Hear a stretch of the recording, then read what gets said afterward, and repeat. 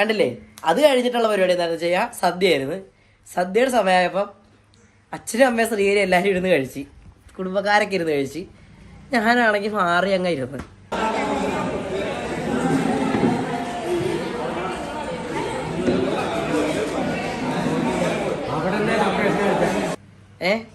മാറി അങ്ങ് ഇരുന്നെന്ന് പറഞ്ഞിട്ട് ഇവര് കഴിച്ചിട്ട് വന്നിട്ട് പറയും നല്ല അതായത് ഏറ്റവും വിഷമമുള്ള കാര്യം എന്ന് വെച്ച് കഴിഞ്ഞാൽ പാലട പായസം ഉണ്ടായിരുന്നു, കാര്യങ്ങളൊക്കെ ഉണ്ടായിരുന്നു. ഇതൊന്നും എനിക്ക് കഴിക്കാൻ സേമിയ പരിപ്പ് പാലട സേമിയ പരിപ്പ് പായസം ഈ 3 പായസം ഉണ്ടായിരുന്നു. പിന്നെ ഇതൊന്നും എനിക്ക് കഴിക്കാൻ പറ്റിയില്ല, ഞാൻ എന്താണെന്ന് നോക്കിയില്ല.